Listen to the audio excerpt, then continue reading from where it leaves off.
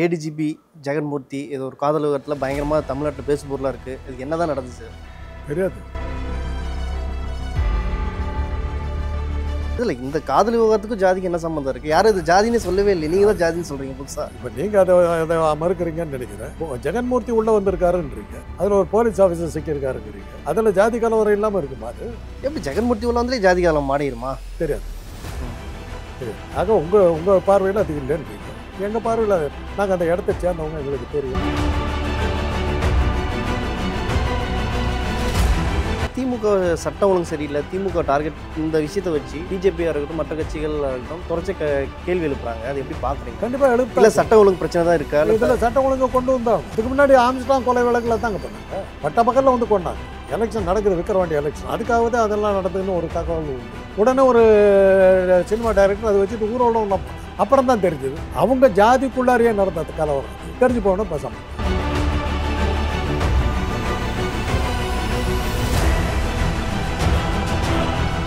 அதுக்கப்புறம் அந்த குற்றம் கம்ப்ளைண்ட் கொடுத்தவங்களே வித்ட்ரா பண்ணிட்டு தான் சொல்லுவாங்க. நிறையா இருக்குது அங்கே. அதெல்லாம் ரெகுலராக நடக்கிற விஷயங்கள். அந்த ஏரியாவில் அது மாதிரி தான் நடக்கும். எந்த ஏரியாவில் சொல்கிறீங்க?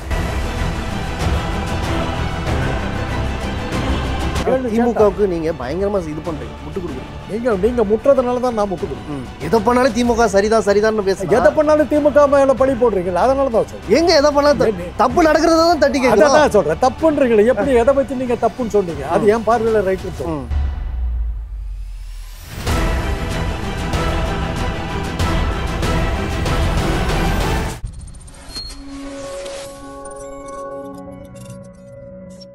கலர் கண்ணாடி வாய்ஸ் நேயர்களுக்கு வணக்கம். இன்று நம்மோடு இருப்பவர் அரசியல் விமர்சகர் காந்தராஜ் அவர்கள். வணக்கம் சார்.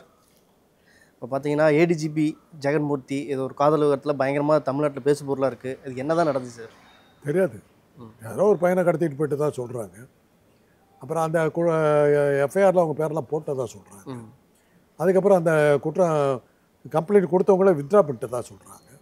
நிறையா இருக்குது அங்கே. அதெல்லாம் ரெகுலராக நடக்கிற விஷயங்கள் தான். அந்த ஏரியாவில் அது மாதிரி தான் நடக்கும். எந்த ஏரியாவில் சொல்கிறீங்க? ஆவடி, அம்பத்தூர், திருவள்ளூர் இந்த ஏரியாவில் இதெல்லாம் வந்து இப்போ பொறுத்துக்கிட்டு தான் போயிட்டுருக்கு. எப்படி சொல்கிறீங்க? ஏன் பொறுத்துட்டு போகணும்னு சொல்கிறீங்க? அங்கே என்ன நடக்குது? என்ன பிரச்சனை? அது கம்யூனலாக போகுது. போன தடவை ஆம்ஸ்ட்ராங் கொலை வழக்க ஒரு சினிமா டைரக்டர் வந்து கம்யூனல் இதாக ஒரு ஜாதி கலவரமாக மாற்ற பார்த்தார். எந்த டைரக்டர் சார்? அதெல்லாம் என்னத்துக்கு? அது பேர் சொல்கிறதே அவர் அதை எடுத்துக்கிட்டு பெரிய ஊர்வலம்லாம் போனார். ஒன்றா அதனால் விளைவுகள் ஒன்றும் இல்லை. அதுக்கு அந்த டைமில் வந்து விக்கிரவாண்டி எலெக்ஷன் நடக்குது. ஓகே. கள்ளக்குறிச்சி கள்ளச்சாராயம், ஆம்ஸ்ட்ராங் கொலை, இது ரெண்டையும் வச்சு திமுகவில் தான் நடந்ததுன்னு சொன்னாங்க. திமுக தான் வெற்றி அடைஞ்சது. ஆக இன்றைக்கி அதெல்லாம் இந்த ஜாதி கலவரம் இதெல்லாம் வந்து எடுபடுறது. அதை முயற்சி பண்ண வேணாங்கிறத நாங்கள் ரெகுலராக அரசியலை பார்த்துட்டு வரோம். இந்த ஜாதி கலவரத்தை வச்சுக்கிட்டு நீங்கள் ஒன்றும் பண்ண முடியாது. இதில் இந்த காதல் விவகாரத்துக்கும் ஜாதிக்கு என்ன சம்மந்தம் இருக்குது? யாரும் இது ஜாதின்னு சொல்லவே இல்லை, நீங்கள் தான் ஜாதின்னு சொல்கிறீங்க புதுசாக. இப்போ நீங்கள் அதை மறுக்கிறீங்கன்னு நினைக்கிறேன். ஜெகன்மூர்த்தி உள்ளே வந்திருக்காருன்றீங்க, அதில் ஒரு போலீஸ் ஆஃபீஸர் சிக்கியிருக்காருங்கிறீங்க, அதில் ஜாதி கலவரம் இல்லாமல் இருக்குமா? அது எப்படி ஜெகன்மூர்த்தி உள்ள வந்து ஜாதி காலம் மாறிடுமா? தெரியாது. தெரியாது. ஆக உங்கள் பார்வையில் அது இல்லைன்றீங்க. எங்கள் பார்வையில் நாங்கள் அந்த இடத்த சேர்ந்தவங்க, எங்களுக்கு தெரியும். ஜாதி கலவரமாக மாறுறதுக்கான வாய்ப்பு இருக்குது. அவர் பெரிய அரசியல் தலைவர், ஒரு கட்சியினுடைய தலைவர். அவங்க அப்பா மூர்த்தியார் இருந்தார். அவர் ஜெயலலிதா கூட எம்எல்ஏவாக இருந்தவர். அவர் தற்கொலை போனார். அப்பாவா அண்ணாவா? அப்பா. அவருடைய மகன் தான் இவர். ஜெகன்கிறது தான் அவர் பேர். அந்த மூர்த்தி இவர் ஜெகன். அவர் இந்த மூர்த்திங்க அவங்க அப்பா பேரை வச்சு தான் அவர் வந்து கண்டினியூஸாக ஜெயித்தார். எலெக்ஷனில் அவர் ரெகுலராக ஜெயித்தார். இவர் வந்து கொஞ்சம் தடுமாறினார், அப்புறம் வந்துட்டார். ஆனால் ஜெயலலிதா கூட கூட்டணி இருக்கல. இவர் அதிமுக கூட்டணி தான். அவர் அப்போ இருந்து அவங்க அதிமுக கூட்டணி தான். ஜெயலலிதா கிட்ட அவர் வந்து சரியாக இல்லாமல் போனதெல்லாம் அந்த ஒரு சின்ன பாலிடிக்ஸில் தான் அவர் தற்கொலை பண்ணிட்டு இருந்தார். அப்புறம் தான் இவர் வந்தார். ஏன் டார்கெட் பண்ணுறது என்ன காரணம் என்ன? அது தமிழ்நாட்டு இந்தியா முழுக்க நடக்கிறதுங்க. அது தமிழ்நாடு மாத்திரம் இல்லை. நீங்கள் 1000 பேசினாலும் ஜாதியை ஒழிச்சுப்பிட்டா ஜாதி ஒரு பெரிய ஆச்சரியமாலாம் கேட்டீங்களே. என்னையே உங்கள் ஜாதிக்காரன் நினச்சி கூட வந்துருப்பீங்க. சொல்ல முடியாது. பல இதில் நான்லாம் இப்போ பேசிட்டு போன உடனே சொல்லுவாங்க, அவர் யார் தெரியுமில்ல, நம்ம ஆளுன்னுவானுங்க.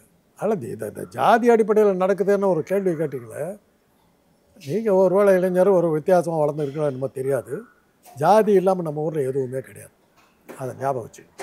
ஆனால் இது ஏடிஜிபியை வச்சு திமுக அரசை கேள்வியெல்லாம் எழுப்புறாங்களே, சட்டம் ஒழுங்கு சரியில்லை. ஏடிஜிபி ஏன் போனாருன்னு பார்க்கணும். ம் ஜாதி பின்னணியாக இருக்கணும். ஜாதி பின்னணியாக ஏங்க சாத்தாங்குளத்தில் அடித்து கொண்டாங்க, இங்கே ஜாதியாக இருந்தது. போலீஸ்காரர்கள் என்ன பண்ணுறாங்கங்கிறதுக்கு இன்றைக்கி என்ன கேள்வி என்ன இருக்குது? ஆனால் திமுக சட்டம் ஒழுங்கு சரியில்லை, திமுக டார்கெட் இந்த விஷயத்தை வச்சு ஒட்டுமொத்தமாக பிஜேபியாக இருக்கட்டும் மற்ற கட்சிகளாக இருக்கட்டும் தொடர்ச்சி கேள்வி எழுப்புறாங்க. அது எப்படி பார்க்குறீங்க? கண்டிப்பாக எழுப்பு. இல்லை சட்டம் ஒழுங்கு பிரச்சனை தான் இருக்கா? இதில் சட்டம் ஒழுங்கை கொண்டு வந்தாங்க. இதுக்கு முன்னாடி ஆம்ஸ்ட்ராங் கொலை வழக்கில் தாங்க பண்ணாங்க. பட்ட பகலில் வந்து கொண்டாங்க. எலெக்ஷன் நடக்குது, விக்கிரவாண்டி எலெக்ஷன், அதுக்காக தான் அதெல்லாம் நடந்ததுன்னு ஒரு தகவல் உண்டு. உடனே ஒரு சினிமா டைரக்டர் அதை வச்சுட்டு ஊர்வலம்லாம் போனார். அப்புறம் தான் தெரிஞ்சது அவங்க ஜாதிக்குள்ளாரியே நடந்த கலவரம் அது அப்படின்னு. தெரிஞ்சு போனோம் பேசப்பட்டாங்க.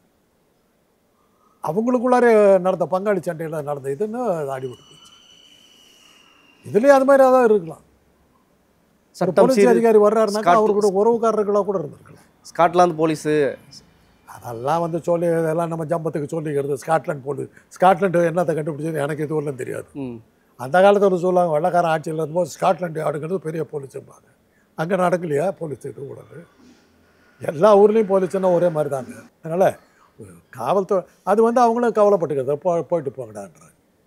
அதனால் இதில் வந்து ஒரு காவல் அதிகாரி வர்றாருனாக்கா நீங்கள் என்ன விளைவுகள் தெரியாமல் வந்திருப்பார்.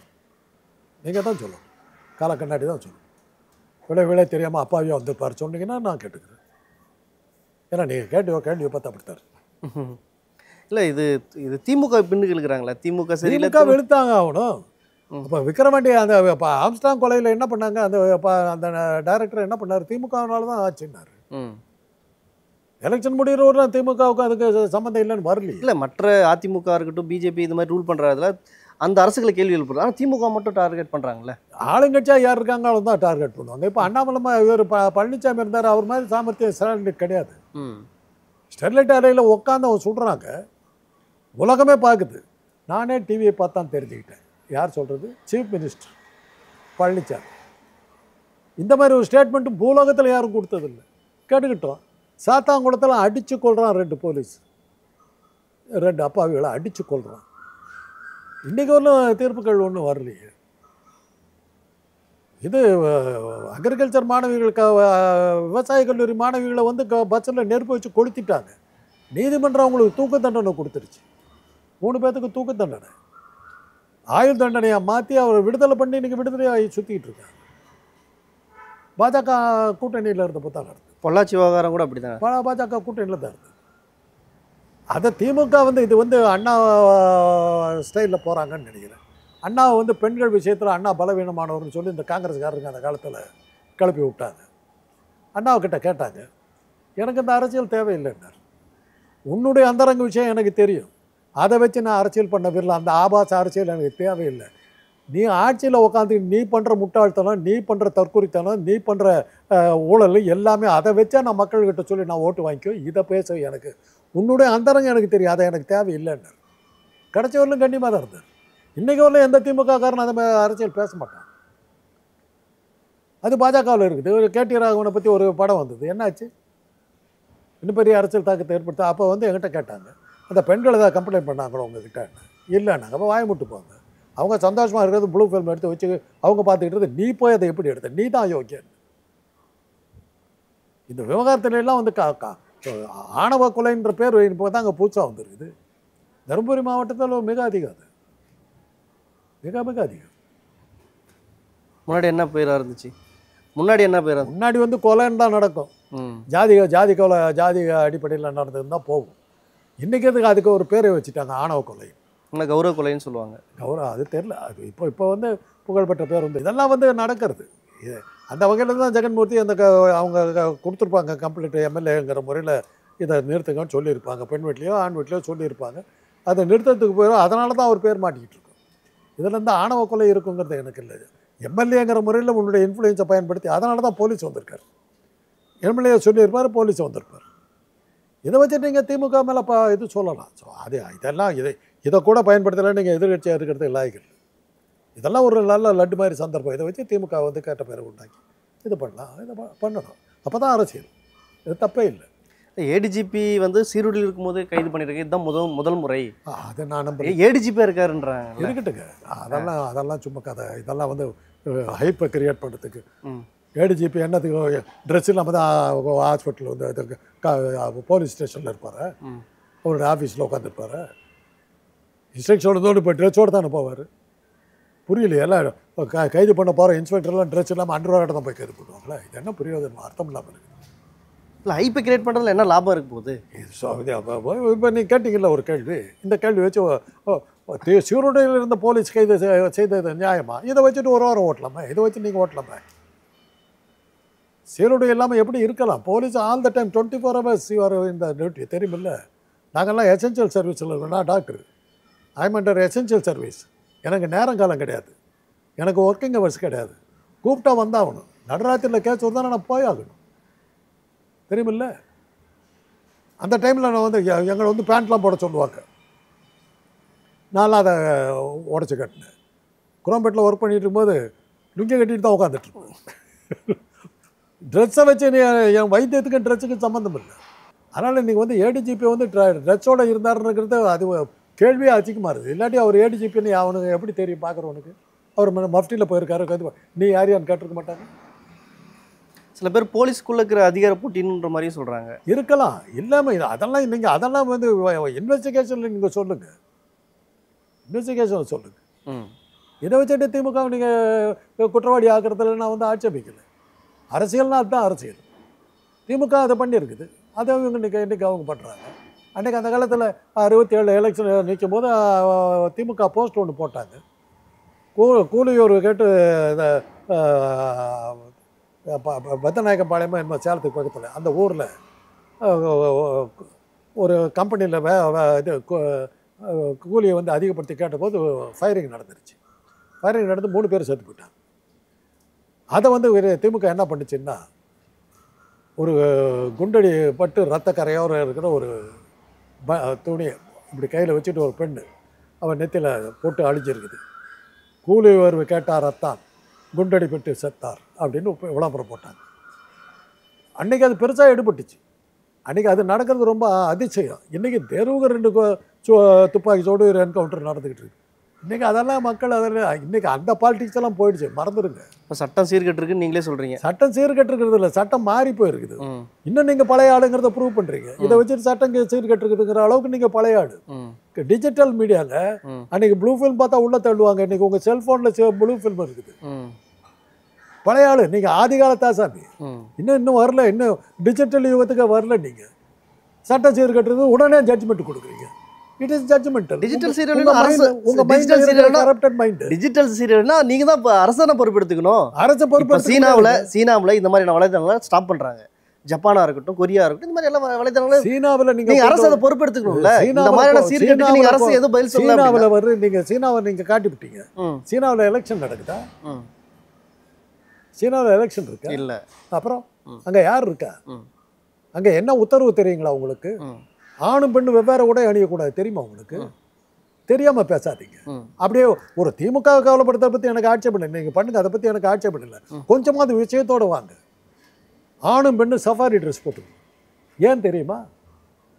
கிட்ட போனால் தான் அவன் பொம்பளைங்கிறது தெரியும். அவன் ஆஃபீஸில் உட்காந்துருக்கும் போது ஆனா பெண்ணான்னு தெரியாது, எல்லாம் ஹேர் கட் பண்ணிகிட்டு இருக்கும். அப்படி இருக்கும்போது அவன் கிட்ட பக்கத்தில் உட்காந்துருக்கு பொம்பளைங்கிறதே தெரியாமல் ரொம்ப நாள் இருந்திருப்பான். அவன் சீனாவில் அடையாளம் கண்டுபிடிக்கிறது அவ்வளோ சுலபம் கிடையாது. சீனா, ஜப்பான், கொரியா இந்த நாடுகளில் இருக்கவங்கெல்லாம் ஆணுக்கு பெண்ணுக்கு பெரிய வித்தியாசம் இருக்காது. எதை சொல்கிறேன்னு உங்களுக்கு புரியும்னு நினைக்கிறேன். அந்த வித்தியாசம் நம்ம ஊரில் என்ன பண்ணுறாங்க, சும்மா ஜிம்முன்னு எல்லாம் உடம்பை பூரா காட்டிக்கிட்டு சல்வார் கமிஸை மாட்டிக்கிட்டு மேலே முந்தானியும் போடாமல் வந்தாக்கா சும்மா இருக்க முடியுமா? அதை நீங்கள் கொண்டு வந்துடுவீங்களா? அந்த ஊரில் எல்லோரும் சஃபாரி தான் கொண்டு வருவீங்களா? கொண்டு வருவீங்களா? பார்க்கலாம். எங்கள் கல்லூரியில் சீருடை ஒருத்தவன்னு போட்டாங்கங்க ரூலு. அடுத்த வருஷம் தெரு பக்கமே யார் வரும் காலி, உடனே விட்டா போடும். இதெல்லாம் வந்து சீனாவை கை காட்டாதீங்க. சீனாவினுடைய ஆட்சி முறை வந்து இங்கே கொண்டு வரவே முடியாது. அங்கே காலையில் எந்திரிச்சோன்னா 6 மணிக்கு எந்திரிச்சாகணும். எல்லோரும் எந்திரிச்சா 6 மணிக்கு சாலை ரோடு எண்டில் வந்து ஒரு ஆஃபீஸ் இருக்கும். அங்கே அத்தனை பேர் கூடி எக்ஸசைஸ் பண்ணணும். 1/2 மணி நேரம் உடற்பயிற்சி செஞ்ச பிறகு தான் மற்ற வேலையை நீங்கள் பார்க்கணும். கம்பல்சரி. வரலன்னு சொல்லிட்டு கொண்டு போடுவோம். கேட்க முடியாது. கொண்டு வரலாமா? அரசாங்கம் கொண்டு வந்திருக்குன்னு சொன்னீங்களா? இதெல்லாம் கொண்டு வாங்களா? மக்கள் அப்படிதானே எதிர்பார்க்கறாங்க. மூலமா இதெல்லாம் சொல்லுங்க. மக்கள் எதிர்பார்க்கறாங்க. இதெல்லாம் மக்கள் அரேபியா இருக்கட்டும். ரைட். இதெல்லாம் சொல்றாங்கல்ல, மக்கள் அரேபியா சட்டம் எடுத்து வரணும். இங்க வந்து அங்கங்க நடக்குது நம்ம. ரைட். அது சொல்றாங்க. நீங்க வந்து உங்க சேனல்லயே அது இது பண்ற மாதிரி சில நிகழ்ச்சிகள் நடத்துங்களேன். உங்க சேனல் நடத்துங்களேன். அரேபியா சட்டங்களை எப்படி எல்லாம் கொண்டு வரலாம்னு ஒரு இது நடத்தி அந்த அரேபியாக்காரர்களை கூப்பிட்டு இன்டர்வியூ பண்ணுங்களேன். இவ்வளோ ஆதரிச்சு பேசுறீங்களே, உங்களுக்கு அப்படியே உணர்ச்சி பொங்குது. உங்களுக்கு ஆதரிச்சு பேசலீங்க. இல்ல ஆதரிச்சு பேசல. ஒரு சமூகம் நல்லா இருக்கணும், எந்த பிரச்சனையும் இல்ல இருக்கணும் பண்ணும்போது ஒரு சாமானியனா எதிர்பார்க்கறது நல்லது ஒண்ணு இல்ல. இன்னைக்கு நேத்து நடக்கலைங்க. பொற்கொல்லன் சொன்ன பேச்சை கேட்டுக்கிட்டு தலையை வெட்டி விட்டாங்க அந்த காலத்துல 2000 வருஷத்துக்கு முன்னாடி. அன்னைக்கு திமுக இல்லை. உங்க மீடியாவும் இல்லை. அதுக்கப்புறம் என்ன ஆனா திமுகவுக்கு நீங்க பயங்கரமா இது பண்றீங்க, முட்டு கொடுக்குறீங்க. நீங்க முட்டுறதுனால தான் நான் முட்டு கொடுக்குறேன். எதை பண்ணாலும் திமுக சரிதான் பேசுறீங்க. எதை பண்ணாலும் திமுக மேல பழி போடுறீங்களா? அதனால தான் சொல்றேன். எங்க எதை பண்ணாலும் தப்பு நடக்கிறத தான் தட்டி கேட்கறேன். அதான் சொல்றேன். தப்புன்றீங்களே, எப்படி எதை வச்சு நீங்க தப்புன்னு சொன்னீங்க? அது என் பார்வையில ரைட்டுன்னு சொல்றேன். தப்புன்னு சொல்றதுக்கு நீங்க யார்? ஒரு 80 சொல்றதுக்கு 80 வயது மூதாட்டியே சொல்றதுக்கு நீங்க இல்ல 80 தப்புன்னு சொல்றதுக்கு நீங்க யார்? ஜட்ஜா நீங்க யாரு? அந்த 80 வயது மூதாட்டியவ இது பாலியல் பலாத்காரம் செய்யும் போது தவறுன்னு சொல்ல முடியுமா? தவறுன்னு சொல்லக்கூடாதா? தவறுன்னு சொன்னதால தான் அரெஸ்ட் பண்ணியிருக்காங்க. யாரை வேணாலும் எதை வேணாலும் கழுவி சொல்லாங்க. இப்படி பாருங்க, நீங்கள் குற்றவாளி. 3 விரல் என்ன பார்த்துக்கிட்டு இருக்கு. நீ தாண்டா குற்றவாளி. ஒரு விரல் தான் உங்களை பார்த்து சொல்லு. என்னை பார்த்து காட்டினீங்கன்னா உங்களுக்கு 3 விரல் இருக்குது. ஜாக்கிரதை. நீங்களும் குற்றவாளி தான். இல்ல இது மாதிரி குற்ற சம்பவம் நடக்கிறது ஆம்பளைனா அப்படிதான் இருப்பான், ஆம்பளை அப்படிதான் பண்ணுவான்றது நீங்க ஒரு ஆணாதிக்க சிந்தனை நீங்க ஊக்குவிக்கிற மாதிரி. ஆணாதிக்க சிந்தனை இல்லைங்க. உண்மையை சொன்னாக்கா என்ன பண்றது? இல்ல ஒரு ஆணாதிக்க சிந்தனை ஒரு நீங்க வந்து ஒரு பெரியார் கொள்கையை ஃபாலோ பண்றீங்க. பெரியார் எதுக்கு இருக்கிறீங்க? இல்ல பெரியார் வந்து இந்த ராஜாஜி காந்தி தப்பு பண்ணலையா? காந்தியை பத்தி சொல்லட்டுமா? மகாத்மா காந்தி பெரியார் வந்து ஆணாதிக்க சிந்தனைக்கு தான் காலங்களா போராட்டி இருந்தாரு. நீங்க ஆம்பளைனா அப்படிதான் இருப்பாங்க. என்ன கருத்து? எதிர்த்து போராடினவர் வந்து காந்தி, அது தெரியுமில்ல? ஆனா ஆணாதிக்கத்தை கொண்டு வந்த ஒரு காந்தி தெரியுமில்ல? சபர்மதி ஆசிரமத்தில் என்ன நடந்தது தெரியுமா உங்களுக்கு? சொல்லட்டுமா?